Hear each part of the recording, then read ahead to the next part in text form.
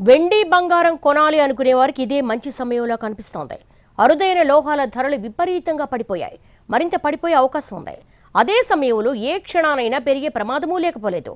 దీంతో ఇప్పుడే బంగారం కొనేయడం బెటర్ అనే అభిప్రాయం వ్యక్తమవుతుండగా ఇవాళ ధరలు మరింతగా తగ్గాయి. బంగారం, వెండి ధరలు మరింత దిగొచ్చాయి. గరిష్టాల వద్ద లాభాల స్వీకరణతో పతనమైన ధరలు సోమవారం మరింత దిగువకు చేరాయి. అంతర్జాతీయ స్పాట్ గోల్డ్ మార్కెట్లో బంగారం ఔన్స్ మరో 6% క్షీణించి $4,538లకు చేరింది. వెండి ఔన్స్ $74 వద్ద ట్రేడ్ అవుతోంది. దీంతో దేశీయంగానూ ధరలు తగ్గుముఖం పట్టాయి.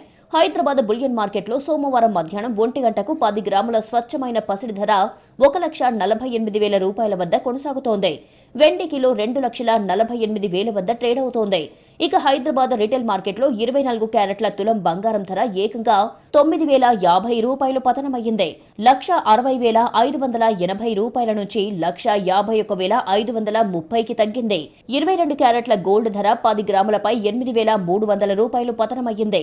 $1,47,200 నుంచి $1,38,900కు చేరుకుంది. ప్రొద్దుటూరులో 24 క్యారెట్ల 10 గ్రాముల బంగారం ధర $1,49,000గా ఉంది.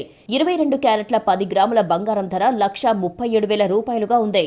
ఇక మల్టీ కమోడిటీ ఎక్స్చేంజ్ లో ఇవాళ కూడా బంగారం, వెండి ధరలు భారీగా పడిపోయాయి. గోల్డ్ ఫిబ్రవరి ఫ్యూచర్స్ 2.26% అంటే $3,217 తగ్గి $1,39,000 ధరలో ట్రేడ్ అవుతోంది.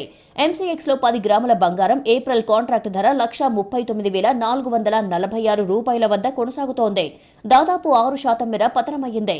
కిలో వెండి మార్చి కాంట్రాక్ట్ ధర ఏకంగా 14.55% క్షీణించి $2,27,000 వద్ద కొనసాగుతోంది. సిల్వర్ మార్చ్ ఫ్యూచర్స్ 6.52% అంటే $17,322 తగ్గి $2,48,330 ధరలో ట్రేడ్ అవుతోంది. మరోవైపు సిల్వర్ ఈటీఎఫ్ల పతనం కొనసాగుతోంది. అంతర్జాతీయ మార్కెట్లో వెండి ధర భారీగా పతనమైన నేపథ్యంలో ఆ ప్రభావం వెండి ఎక్స్చేంజ్ ట్రేడెడ్ ఫండ్ల మీద కూడా పడింది. శుక్రవారం 20% వరకు పతనం కాగా సోమవారం మరో 19% మేర పతనమయ్యింది. రిటైల్ ఇన్వెస్టర్లకు ఇటీవల కాసుల వర్షం కురిపించిన సిల్వర్ ఈటీఎఫ్లు పడిపోవడంతో ఇన్వెస్టర్లు ఆందోళన చెందుతున్నారు. దేశీయ మల్టీ కమోడిటీ ఎక్స్చేంజ్ లో కిలో వెండి మార్చి కాంట్రాక్ట్ ధర $2,27,000 వద్ద కొనసాగుతోంది. గత గురువారం ఇది $4,20,048 వద్ద జీవనకాల గరిష్టాన్ని నమోదు చేసింది. గరిష్టాలతో పోలిస్తే కిలో వెండి విలువ దాదాపు $2,00,000 మేర పతనమయ్యింది. దీంతో సిల్వర్ ఈటీఎఫ్లు క్షీణించాయి.